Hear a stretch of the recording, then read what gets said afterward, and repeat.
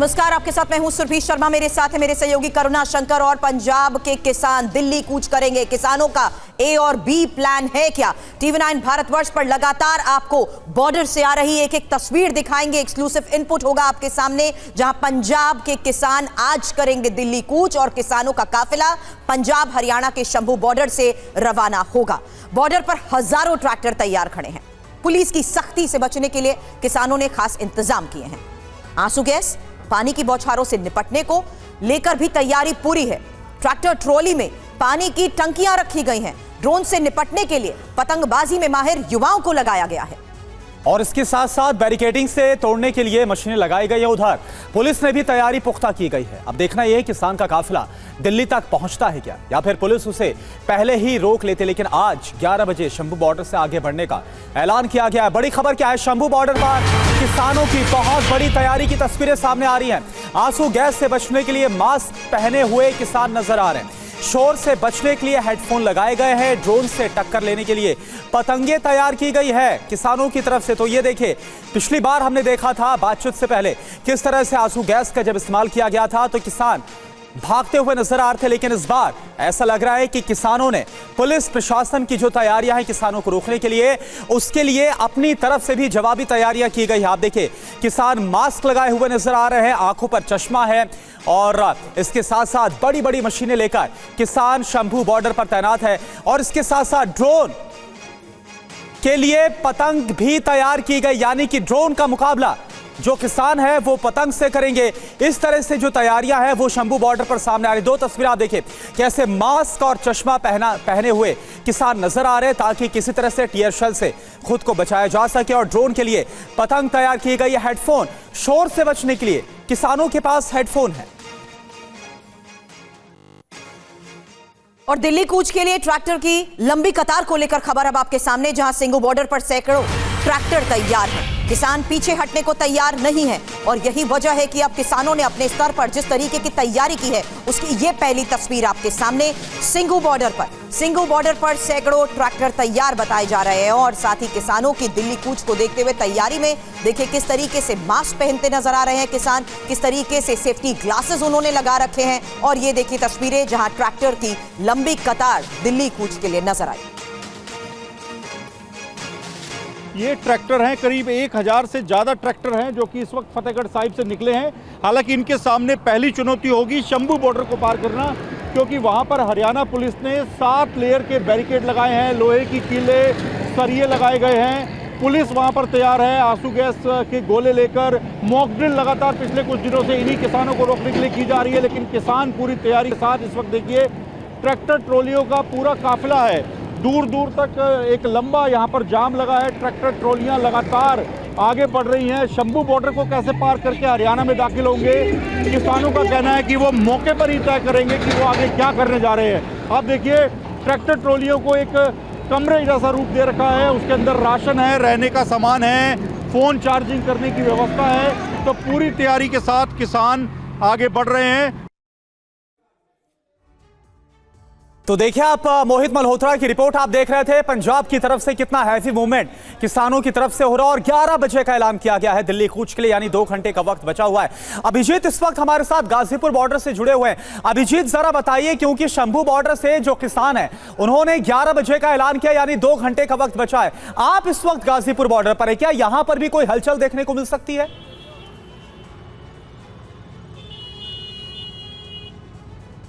संभावना जरूर बताई जा रही है, क्योंकि आज ही के दिन संयुक्त किसान मोर्चा, जो कि दिल्ली चलो मार्च में बेशक शामिल नहीं है, लेकिन जगह जगह सांसदों और विधायकों के घर को घेराव करने का भी एक आह्वान किया गया है। और आज देश भर में इस तरह के प्रोटेस्ट भी देखने को मिलेंगे। उसको लेकर सुरक्षा के इंतजाम तमाम जगहों पर है। और गाजीपुर बॉर्डर पर विशेष रूप से यहाँ पर भी बैरिकेडिंग की गई है। और उसके वजह से स्थिति क्या यहाँ पर हो गई है वो हम आपको जरूर यहाँ पर दिखाना चाहेंगे, क्योंकि भारी जाम यहाँ पर ट्रैफिक का लग गया है। सामने आप तस्वीरें देखिए, जहां भी देखेंगे आप हजारों की संख्या में गाड़ियां जो हैं वो एक्सप्रेसवे पर फंसी हुई आपको दिखाई देंगी आगे तक। और इसी बीच यहाँ पर एक एम्बुलेंस भी यहाँ पर फंस गई है। तो इस तरह की तस्वीर जब से यहाँ पर बॉर्डर्स पर ये बैरिकेडिंग हुई है और किसानों के दिल्ली कूच के कारण लोगों को, किसानों को रोकने के लिए जो बैरिकेडिंग हुई उसके कारण इस तरह की तस्वीर आपको यहाँ पर लगातार दिखाई देगी। और यहाँ पर एक एम्बुलेंस और दूसरी एम्बुलेंस सामने आपको फंसी हुई दिखाई देगी। तो यहाँ 50 मीटर के भीतर ही आप देख सकते हैं कि ट्रैफिक जाम और दो एम्बुलेंस इस तरह से यहाँ पर फंस जाती है। तो ये तस्वीर है गाजीपुर बॉर्डर की, जहां पर हर रोज जब से बैरिकेडिंग हुई है उसकी वजह से ट्रैफिक डिसरप्ट हुआ है। ट्रैफिक डिसरप्शन के कारण ये जाम की स्थिति लगातार बनी रहती है। लोगों को स्कूल, ऑफिस और यहां तक कि अस्पताल पहुंचने में भी इस तरह के जाम का सामना करना पड़ता है, वो भी सुबह के 9 बजे की हालात ही हम आपको दिखा रहे हैं। तो ये स्थिति है क्योंकि आज दिल्ली मार्च का आह्वान किसानों ने कर दिया है और उसकी वजह से भी यहाँ पर और सुरक्षा बैरिकेडिंग जो है वो बढ़ाई गई है। पहले दो लेन हाईवे के दोनों तरफ चालू रखे गए थे, जिसकी वजह से ट्रैफिक का फ्लो जो है वो सुबह 8 बजे तक स्मूथ लग रहा था, लेकिन आज और जिस तरीके से ये पीक आवर्स का वक्त हो चुका है अभिजीत, बैरिकेडिंग करने की वजह से सिंगल लेन होने से यहाँ पर लंबा ट्रैफिक जाम भी लग चुका है। आपके पास जल्द वापस लौटती हूँ, लेकिन इस बीच शंभू के बॉर्डर पर स्थिति क्या है? शंभू बॉर्डर पर किसानों की तैयारी की तस्वीर तो आप देख रहे हैं, लेकिन शंभू बॉर्डर पर किसानों की प्रेस कॉन्फ्रेंस को लेकर ये बड़ी खबर है, जहां उनकी तरफ से कहा गया कि सरकार हमें शांतिपूर्वक दिल्ली जाने दे। किसान नेता कह रहे हैं कि दिल्ली जाना हमारा अधिकार है, एमएसपी गारंटी पर कानून की घोषणा करें। क्या कहा किसान नेताओं ने, सुनिए। अब सभी मांगों के ऊपर, एक एक मांग के ऊपर चर्चा हो चुकी है। अब तो निर्णय लेने का समय है कि हम एमएसपी गारंटी कानून बनाने के लिए तैयार हैं। ठीक है, आगे इससे आगे बढ़ा जा सकता है और स्थिति को शांत किया जा सकता है।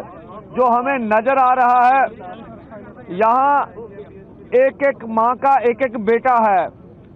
हम अपनी ओर से बिल्कुल पीसफुली रहेंगे। 1.5-2 लाख करोड़ रुपया ज्यादा बड़ी रकम नहीं है। इसके ऊपर 60% किसान निर्भर कर रहे हैं। खेत मजदूर जोड़ लें तो देश की 80% आबादी बनती है। तो हमारी पूरा प्रयास है कि पीसफुली रहेंगे और हम अपनी ओर से कोई प्रहार नहीं करेंगे, पीसफुली रहेंगे। अशांति पैदा करना हमारा निशाना नहीं है, ना कोई हमारी इसके ऊपर कोई प्रेस्टीज इशू है कि हम तो ऐसा किए बगैर रह नहीं सकते। लेकिन बात ये है कि हमने दिल्ली जाने का प्रोग्राम बनाया, ये आज से नहीं बना, ये 7 नवंबर की हमने कॉल दे रखी है। किसान देश का किसान है, देश के किसान ने देश को सेल्फ डिपेंड किया है, दिन रात मेहनतें की हैं। 7 लाख के करीब आज तक किसान सुसाइड कर चुका है। हमारा निवेदन है कि हम शांतिपूर्वक ढंग से दिल्ली जाना चाह रहे हैं। हम शांत हैं, किसानों को शांत कहने की किसी की जरूरत नहीं है। किसान पहले से ही पूरी तरह शांत हैं, सिर्फ उनकी एक हाथ आगे बढ़ेगा तो किसान अपने आप 2 हाथ आगे बढ़ाता है। और चलिए सीधा रुख करते हैं सिंघू बॉर्डर का और उसके बाद शंभू बॉर्डर का भी रुख करेंगे, लेकिन विवेक का रुख कर रहे हैं सिंघू बॉर्डर पर। विवेक, क्योंकि किसान अब ये बोल रहे हैं कि वो शंभू बॉर्डर से आगे बढ़ेंगे, अगर वो आगे बढ़ते हैं तो इसके बाद जाहिर सी बात है कि अगली बड़ी चुनौती होगी सिंघू बॉर्डर पर। यहां पर कैसे किसानों की चुनौती का सामना किया जाएगा, क्या तैयारियां हैं, तस्वीरें आप दिखाएं।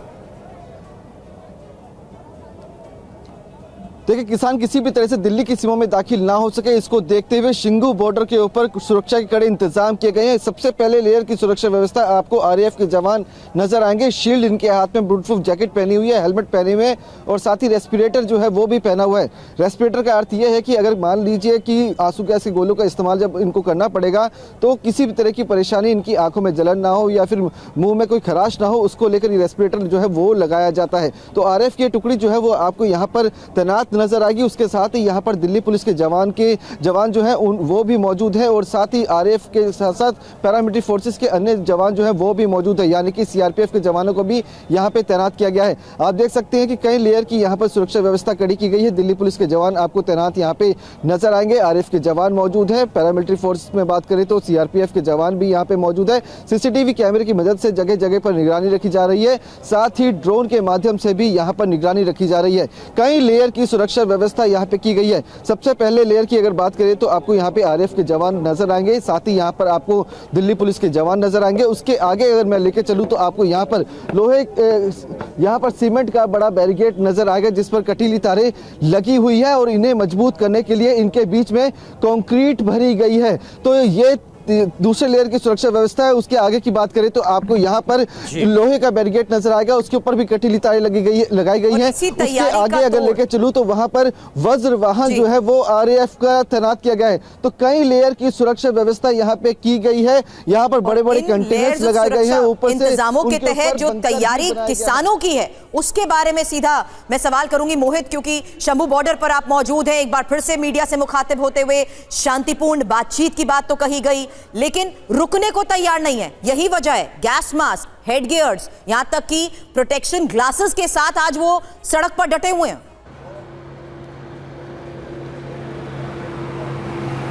देखिए, किसानों ने ऐलान कर दिया है कि 11 बजते ही वो यहाँ से कूच करेंगे, अलग अलग जत्थों में कूच करेंगे और किसान कह रहे हैं कि उनकी तरफ से किसी भी तरह से कानून व्यवस्था को हाथ में नहीं लिया जाएगा, शांतिपूर्ण आंदोलन रहेगा।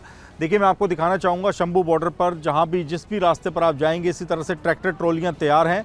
पूरी तरह से इन किसानों ने कमर कस ली है कि अब दिल्ली जाकर रहना है। ये ट्रैक्टर ट्रॉलियाँ इंतज़ार कर रही हैं 11 बजने का, जिसके बाद अलग अलग जत्थों में जो किसान हैं वो दिल्ली की ओर कूच करेंगे और पूरी तैयारी है। राशन अपने साथ पहले से ही लेकर आए हुए हैं किसान, और अब ये देखना होगा कि कैसे इनको रोकने का प्रयास किया जाएगा, क्योंकि हरियाणा पुलिस ने भी व्यापक बंदोबस्त कर रखे हैं। हरियाणा पुलिस नहीं चाहती है कि किसी भी तरह से किसान हरियाणा की सीमा में दाखिल हों, जबकि किसान कह रहे हैं कि उनका ये प्रोटेस्ट मार्च जो होगा, दिल्ली कूच का जो उनका आंदोलन है वो शांतिपूर्ण रहेगा, उनको आगे जाने दिया जाए तो टकराव की स्थिति ज़रूर बनेगी। और किसानों ने भी अपनी तरह से बैरिकेड्स को तोड़कर आगे बढ़ने की तैयारी की है। तो 11 बजे स्थिति साफ हो पाएगी कि आगे किस तरह से किसान बढ़ेंगे। लेकिन अब तक केंद्र सरकार से जो किसान उम्मीद कर रहे थे कि शायद एक बार फिर से बातचीत के लिए उनको बुलाया जाएगा, ऐसा कोई भी न्योता अब तक केंद्र सरकार की ओर से उनको नहीं मिला है। बिल्कुल, तो हम देख पा रहे हैं और जिस तरह से मोहित आप बतला भी रहे कि किस तरह से तैयारियां हैं, हजारों की संख्या में जो ट्रैक्टर है वो शंभू बॉर्डर पर पहुंच चुके हैं और उनकी पूरी तैयारी है कि किसी तरह से शंभू बॉर्डर को क्रॉस करके हरियाणा की तरफ बढ़ा जाए, ताकि जो दिल्ली कूच की तैयारी है उसमें किसान कामयाब हो पाए। लेकिन उनको रोकने के लिए, किसानों को रोकने के लिए पुलिस की तरफ से हैवी बैरिकेडिंग की गई है, बड़ा कड़ा पहरा किया गया है। ये तस्वीर आपको हम दिखा रहे हैं। चलिए, इस बीच ये भी आपको बता देते हैं कि किसान कैसे किलेबंदी को भेदने के लिए तैयार हैं और साथ ही प्रशासन ने किसानों के दिल्ली कूच प्लान पर पानी फेरने के क्या क्या इंतजाम किए हैं। अब आपको हम लगातार अलग अलग बॉर्डर्स की तस्वीरें तो दिखा रहे हैं, लेकिन शंभू खनौरी बॉर्डर पर आपको बता दें किसानों के 2000 से ज्यादा ट्रैक्टर तैयार बताए जा रहे हैं। दिल्ली कूच के लिए यह तैयारी बड़ी है। बुलेट प्रूफ मशीन के साथ बॉर्डर पर किसान आगे बढ़ने की तैयारी कर चुके हैं। यहां तक कि जेसीबी, हाइड्रोलिक क्रेन का भी सहारा लेने की तैयारी है। सिंघू बॉर्डर पर कंटीले तारों से घेरेबंदी तो की गई है। शंभू बॉर्डर पर 6 किलोमीटर तक ट्रैक्टर्स की लंबी कतार बताई जा रही है। हरियाणा के कई इलाकों में भी 24 घंटे के लिए इंटरनेट सेवाओं को बंद रखने का फैसला लिया गया है। वहीं यह भी बता दें कि हरियाणा के डीजीपी ने पंजाब के डीजीपी को खत भी लिखा है और शंभू खिनौरी सीमा पर जेसीबी मशीनों को पहुंचने से रोकने और जो पहले से मौजूद मशीनें हैं उन्हें हटाने की भी गुजारिश की गई है। हालांकि आशंका तो यही है कि महिला, बच्चों और बुजुर्गों की आड़ में किसान आगे बढ़ने की कोशिश करेंगे, ताकि पुलिस और प्रशासनिक अमला ज्यादा जोर आजमाइश ना कर सके। इसलिए हरियाणा के डीजीपी ने गुजारिश की है महिलाओं, बच्चों और बुजुर्गों को बॉर्डर से कई किलोमीटर पहले ही रोक दिया जाए। तो एक तरफ आप देखिए किस तरह से जो किसान हैं उनकी तरफ से तैयारियां की गई है, ताकि आज वो दिल्ली कूच करके ही रहेंगे, इस बात का ऐलान किया गया। दो तस्वीरें आप देखिए, दो तस्वीरें आपको दिखा रहे हैं। एक तरफ किसान हैं जो आपको नजर आ रहे हैं मास्क पहने हुए, पूरी तैयारी के साथ, तमाम गियर्स के साथ वो मौजूद है। चाहे चेहरे पर आप देखिए, चेहरे पर भी उन्होंने प्रोटेक्शन ग्लास लगा रखे हैं, मास्क पहन रखा है, ताकि किस तरह से आंसू गैस का सामना किया जा सके। बड़ी बड़ी मशीनें लेकर पहुंच गए किसान, पोकलेन मशीन तक उनके पास अब मौजूद है, ट्रैक्टर्स मौजूद है, जेसीबी मौजूद है, और इसके साथ साथ मास्क में किस तरह से जवान आपको नजर आ रहे हैं, मास्क लगाए हुए जवान भी, यानी दो तरफ आपके सामने तैयारी। पिछली बार हमने देखा था कैसे जब पुलिस की तरफ से, जवानों की तरफ से आंसू गैस का इस्तेमाल किया गया था तो किसान भागते हुए नजर आ रहे थे। अब उससे बचने के लिए मास्क पहने हुए और आंखों को बचाने के लिए भी प्रोटेक्शन ग्लास के साथ ये दो तस्वीरें किसान है वो नजर आ रहे हैं। हो जाती है करुणा, क्योंकि जब आंसू गैस के गोले दागने के लिए गन से रेंज नहीं पहुंच रही थी तो ड्रोन से भी गोले दागे गए। अब ये गैस मास्क मतलब आरएएफ के जवानों ने भी पूरी तैयारी की है, किसानों ने भी पूरी तैयारी की है। ये मास्क तब लगाए जाते हैं जब कोई केमिकल रिएक्शंस होता है, और केमिकल से बचने के लिए ही इस तरीके से रेस्पिरेटरी मास्क और साथ ही सेफ्टी ग्लासेस जिस तरीके से लगाए गए हैं, ये दो तस्वीरें आपने देखी हैं। लेकिन इस बीच हमारे सहयोगी लगातार हमें इन्हीं इंतजामों के तहत सीधी ग्राउंड रिपोर्ट्स भी भेज रहे हैं। विवेक, हमारे सहयोगी ने क्या रिपोर्ट भेजी है, देखिए। किसान किसी भी तरह से दिल्ली की सीमा में दाखिल ना हो सके, इसको देखते हुए दिल्ली के तमाम बॉर्डर्स पर सुरक्षा व्यवस्था काफ़ी कड़ी की गई है। इस वक्त हम मौजूद हैं सिंघू बॉर्डर पर, जहां पर कई लेयर की बैरिकेडिंग की गई है।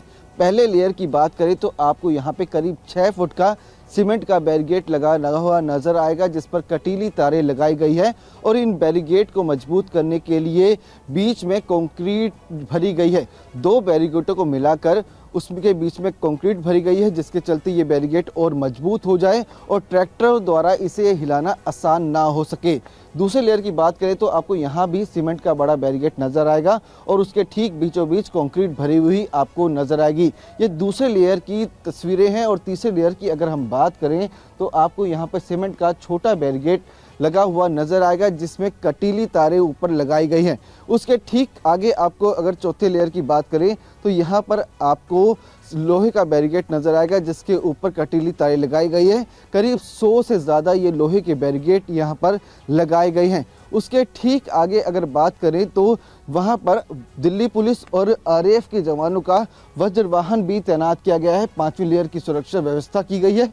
उसके आगे बड़े बड़े कंटेनर्स को रखा गया है, वो 6ठे लेयर की सुरक्षा व्यवस्था है। तो इसी तरह से यहाँ पे कई लेयर की सुरक्षा व्यवस्था की गई है और साथ ही सीसीटीवी कैमरे के माध्यम से भी यहाँ पर जगह जगह पर निगरानी रखी जा रही है। तो अब ये दो तस्वीरें आपके सामने, एक तरफ जहां किसानों की दिल्ली कूच की तैयारी है, वहीं बॉर्डर पर ट्रैफिक जाम की स्थिति से किस तरीके से छात्रों को खासकर परेशानी हो रही है।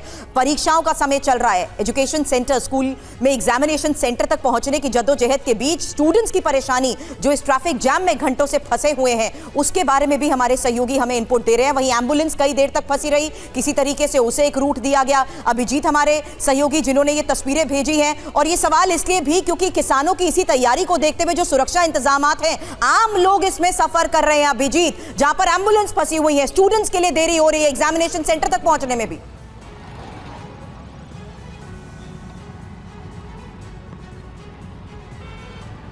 बिल्कुल बिल्कुल, जब ट्रैफिक जाम की समस्या होती है तो लोगों को भारी दिक्कतें लगातार हो रही हैं। और ये तस्वीरें आप देख सकते हैं कि कितनी देर से यहाँ पर जो है वो धीमी रफ्तार से चल रही है।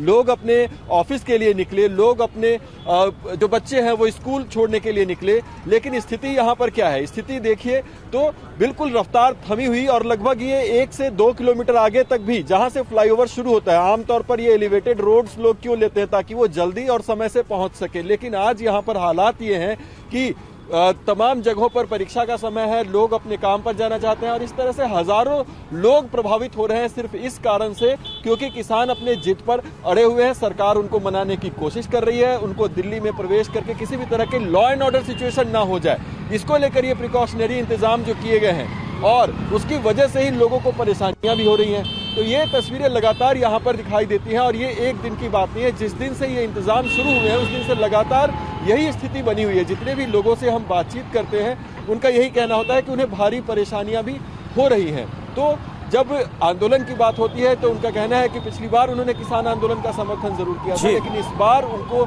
जो परेशानी हो रही है ये ज्यादा है। तो एक बात भी ध्यान में रखनी पड़ेगी कहीं ना कहीं कि जब हम बात करते हैं आंदोलन की या फिर किसानों के मांगों की, तो सरकार ने अपनी तरफ से बातचीत इनिशिएट किया। बातचीत इनिशिएट करने के बाद 4 राउंड की वार्ता भी हुई, और अब सरकार ने अपनी आखिरी प्रपोजल जो है वो दे दिया है किसानों को। उसके बाद कोई बातचीत बिल्कुल, तो 4 राउंड की बातचीत हुई अभिजीत, लेकिन हमने देखा कि आखिरकार जो प्रस्ताव भी था उस पर किसान माने नहीं, और आज दिल्ली कूच का ऐलान किया गया। विवेक का रुख करते हैं, सिंघू बॉर्डर से इस वक्त हमारे साथ मौजूद हैं। विवेक, गाजीपुर बॉर्डर की तस्वीर लगातार हम देख रहे हैं, यहां पर कैसे जो ट्रैफिक है उसका काफी बुरा हाल है। सिंघू बॉर्डर पर भी काफी भारी सुरक्षा के बंदोबस्त किए गए, वो बंदोबस्त आप दिखाइए, और क्या यहां पर भी लोगों को परेशानियों से दो चार होना पड़ रहा है? देखिए, सिंघू बॉर्डर की बात कीजिए तो यहाँ पे सुरक्षा के कड़े बंदोबस्त किए गए हैं। सबसे पहले मैं आपको दिखाऊं तो मेरे ठीक पीछे आपको आरएएफ के जवान यहाँ पे नजर आएंगे। यहाँ पर पैरामिलिट्री फोर्स और दिल्ली पुलिस के जवानों को काफी तादाद में तैनात किया गया है और कई लेयर्स की बैरिकेडिंग की गई है और ड्रोन के माध्यम से भी जगह जगह पर निगरानी रखी जा रही है। आरएएफ के जवानों की अगर बात करें तो आपको यहाँ पर उनके हाथ में शील्ड नजर आएगी, रेस्पिरेटर जो है वो आपको यहाँ पर लगा हुआ नजर आएगा। साथ ही यहाँ पर बुलेटप्रूफ जैकेट के साथ पूरी तरह से यहाँ पर तैनात हैं और जो आंसू गैस के गोले दागने के लिए जो गन है वो उनके पास है और साथ ही यहाँ पर पूरी तैयारी के साथ ये यहाँ पे मौजूद है। इसके अलावा दिल्ली पुलिस के जवानों को भी यहाँ पे तैनात किया गया और आसमान में देख सकते हैं कि ड्रोन के माध्यम से भी पूरे इलाके पर नजर रखी जा रही है। यहाँ करीब 100 से ज्यादा सीसीटीवी कैमरे लगाए गए हैं, साथ ही ड्रोन के माध्यम से भी नजर रखी जा रही है। और अगर हम बैरिकेड की बात करें तो सबसे पहले आपको करीब 6 फुट का यहाँ पर बैरिकेड नजर आएगा सीमेंट का। कैसे तोड़ेंगे, इसको लेकर प्लान क्या है? एक रिपोर्ट यहाँ पर दिखाना चाहेंगे विवेक, आपके पास जल्द लौटेंगे, क्योंकि किसानों का बैरिकेडिंग तोड़ प्लान आखिर है क्या? रात में संवाददाता जितेंद्र भाटी ग्राउंड जीरो पर ही थे और वहां से उनकी ये एक्सक्लूसिव रिपोर्ट देखिए। ये देखिए, यहाँ पर आप देखिए किसान जो है वो यहाँ पर लगातार ऐसी बोरियां इकट्ठा कर रहे हैं और एक के बाद एक जो ट्रैक्टर्स हैं उनको यहाँ पर लाया गया है और इनसे बात करने की कोशिश करेंगे आखिर करना क्या है। क्या इनका इस्तेमाल क्या करेंगे आप? इनका जो उन्होंने सीमेंट का वो बनाया हुआ है ना, सीमेंट डाल के मोदी सरकार ने, तो उसके ऊपर हम पुल बनाएंगे। बंकर पुल बनाएंगे? हाँ जी, हाँ। और बंकर भी बनाना है? हाँ जी। नहीं, इससे बंकर बनाएंगे या घग्गर नदी पुल बनाएंगे? पुल बनाएंगे, बंकर नहीं बनाएंगे। पुल बनाने? हाँ जी, हाँ। बंकर की कोई तो बहुत बोरियां लगेंगी? नहीं, अभी और ट्रैली खड़ी है, 4 ट्रैली और खड़ी है। 4 ट्रॉली? हाँ जी। वैसे कितने बोरे लगेंगे, आपको अंदाजा है कुछ? अंदाजा तो कुछ नहीं, लेकिन हमारी 20,000 बोरी भरी हुई है। और ये कब तक बना लेंगे आप जैसे भी हमारी यूनियन का हुक्म होगा जब ही बना देंगे हम। कितना समय चाहिए होगा आपको पूरा तैयार करने में? समय तो जी ऐसे है कि यहाँ पर तो 7 मिनट लगेंगे, 7 लेयर है उनकी, 7 मिनट लगेंगे हमें। आप 11 बजे शुरू करते हैं यूनियन कॉल पे, तो कितना समय लगा आपको पुल बनाने में? मैं आपको बता तो रहा हूँ कि 7 मिनट लगेंगे ज़्यादा। 7 मिनट? हाँ जी, हाँ, बिल्कुल। ऐसा कैसे पॉसिबल है? संगत का सहयोग है जी, हमारी संगति बहुत ज़्यादा है, गुरु की लाडली फौज है। बोरियां रखेंगे किस चीज पे? रखेंगे? नहीं नहीं, नदी नहीं, यहाँ पर जो उन्होंने बनाए हैं ना सीमेंट के पक्के, उसके ऊपर से पुल बनाएंगे। अच्छा, जो बैरिकेडिंग है पुल बना के पार कर देंगे? हाँ जी, हाँ, जो उन्होंने पक्के बनाए हुए हैं सीमेंट के। तो बिल्कुल जो किसान ये कह रहे हैं कि जो हरियाणा और पंजाब के बीच में बॉर्डर पर बैरिकेडिंग की गई है, अवरोध पैदा किया गया है, उसकी दोनों तरफ इन बोरियों को लगा करके पुल बनाएंगे और उससे पार करेंगे। यानी कि कोशिश होगी कि जेसीबी मशीन से उन बैरिकेड्स को तोड़ा भी जाए। अगर नहीं तोड़ पाते हैं तो दोनों तरफ जो ऊंचा स्थान है वहां पर बोरियां लगा करके ट्रक्स को पार किया जा सके, इन ट्रैक्टर्स को पार किया जा सके। अपनी वीडियो निशांत के साथ जितेंद्र भाटी, पंजाब। और देखिए, हमारे साथ हमारे तमाम संवाददाता जुड़े, आप सबका बहुत बहुत शुक्रिया। खबरों में आगे बढ़ते हैं, बात उत्तर प्रदेश की। उत्तर प्रदेश में कांग्रेस और समाजवादी पार्टी के बीच अभी भी सीट समझौता नहीं हुआ है, लेकिन अखिलेश यादव ने उम्मीदवारों की तीसरी लिस्ट को जारी कर दिया। समाजवादी पार्टी ने अभी तक 31 उम्मीदवारों की लिस्ट को जारी किया। कांग्रेस और समाजवादी पार्टी में सीट बंटवारे को लेकर अब भी खींचतान जारी है। समाजवादी पार्टी ने तीसरी लिस्ट जारी कर दी है, लेकिन कांग्रेस के साथ सीट समझौते का ऐलान नहीं हुआ है। बताया जा रहा है कि दोनों पार्टियों के बीच सीटों की संख्या को लेकर बात हो चुकी है। पेच इस बात पर फंसा है कि कांग्रेस कौन सी सीटों पर चुनाव लड़े। समाजवादी पार्टी ने कांग्रेस का इंतजार किए बिना अब तक यूपी की 80 में से 31 सीटों पर कैंडिडेट्स के नामों का ऐलान कर दिया है। बदायूं से प्रत्याशित घोषित होने पर शिवपाल सिंह ने पार्टी के आदेश का स्वागत किया। पार्टी का आदेश स्वीकार है और चुनाव लड़ करके भाजपा को हराएंगे। समाजवादी पार्टी के अंदर इस बात पर चर्चा है कि अखिलेश यादव इस बार 2 सीटों से चुनाव लड़ सकते हैं। अखिलेश यादव के आजमगढ़ और कन्नौज से चुनाव लड़ने की उम्मीद है। बताया जाता है कि अगर अखिलेश दोनों सीट जीत लेते हैं तो फिर उन्हें एक सीट खाली करनी पड़ेगी। ऐसी स्थिति में वो उस सीट से होने वाले उपचुनाव में धर्मेंद्र यादव को उम्मीदवार बना सकते हैं। एसपी और कांग्रेस में उत्तर प्रदेश में फिलहाल बात बनती नहीं नजर आ रही, लेकिन कांग्रेस और आम आदमी पार्टी के बीच सीट शेयरिंग को लेकर लगातार बात हो रही है, बैठकें हो रही हैं और माना यही जा रहा है कि जल्दी दोनों दलों की ओर से गठबंधन का भी ऐलान हो सकता है।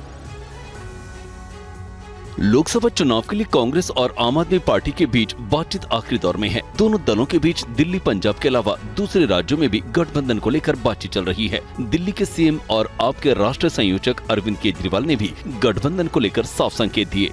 अभी कई सारे राउंड्स ऑफ डिस्कशन हो चुके हैं और काफ़ी अंतिम स्टेज पे बाकी चीज़ें पहुंच चुकी हैं। बहुत जल्दी अनाउंस होगा उनके साथ गठबंधन। कई सारे राउंड्स ऑफ डिस्कशन हो गए हैं, काफ़ी अच्छी बातचीत चल रही है और काफ़ी एडवांस स्टेज पे है। कांग्रेस गुजरात में आम आदमी पार्टी को 2 से 3 सीटें दे सकती है। हरियाणा और असम में भी कांग्रेस आपको 1-1 सीट दे सकती है।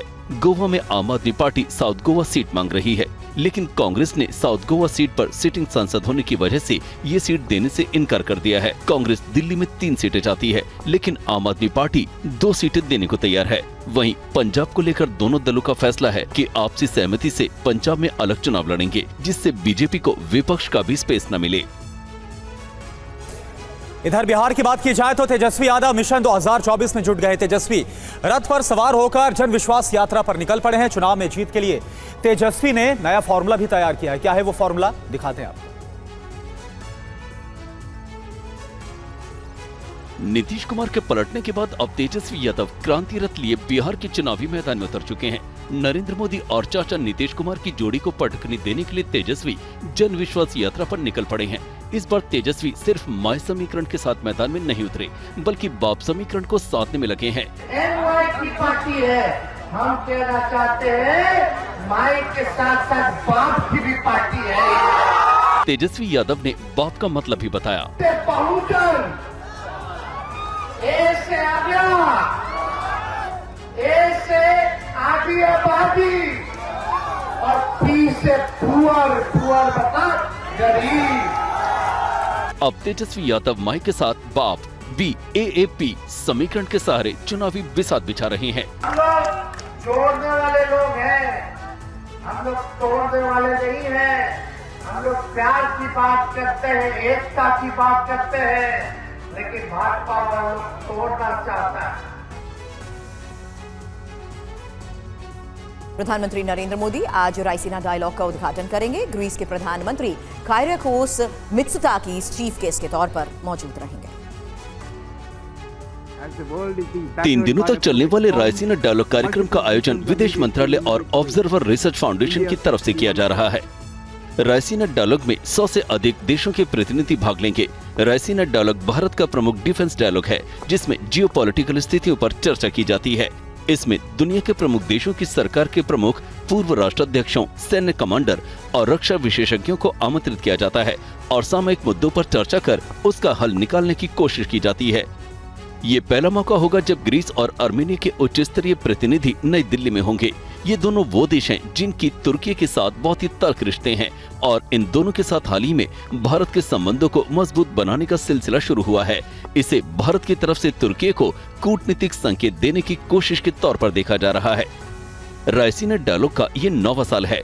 पिछले साल इसके मंच पर क्वाड देशों के 4 देशों भारत, अमेरिका, ऑस्ट्रेलिया और जापान के विदेश मंत्री शामिल हुए थे। प्रधानमंत्री नरेंद्र मोदी फिर 27 और 28 फरवरी को तमिलनाडु के दौरे पर जाएंगे। पीएम मोदी कई विकास परियोजनाओं का शिलान्यास और लोकार्पण भी करेंगे। प्रधानमंत्री नरेंद्र मोदी तमिलनाडु के 2 दिवसीय दौरे पर जाएंगे। पीएम 27 और 28 फरवरी को तमिलनाडु में रहेंगे। इस दौरान 27 फरवरी को बीजेपी की एन मन एन मक्कल पदयात्रा के समापन पर तिरुपुर जिले के पल्लदम में मौजूद रहेंगे। वहीं प्रधानमंत्री 28 फरवरी को कई विकास परियोजनाओं का शिलान्यास और लोकार्पण करेंगे। तमिलनाडु बीजेपी अध्यक्ष अन्नामलाई ने बताया कि पदयात्रा 27 फरवरी को तिरुपुर में अपने 234वें निर्वाचन क्षेत्र पल्लदम में प्रवेश करेगी, जो इस यात्रा का आखिरी पड़ाव होगा। बता दें कि इस महीने की शुरुआत में पदयात्रा के 200 निर्वाचन क्षेत्रों को पूरा करने पर बीजेपी के राष्ट्रीय अध्यक्ष JP नड्डा चेन्नई में शामिल हुए थे, जबकि केंद्रीय मंत्री अमित शाह ने 6 महीने की यात्रा को पिछले साल जुलाई में हरी झंडी दिखाई थी। लोकसभा चुनाव में 370 सीटें जीतने के लक्ष्य से मैदान में उतरी बीजेपी दक्षिण भारतीय राज्यों पर खास तौर से ध्यान दे रही है। प्रधानमंत्री मोदी ने इस साल की शुरुआत भी तमिलनाडु के दौरे से की थी।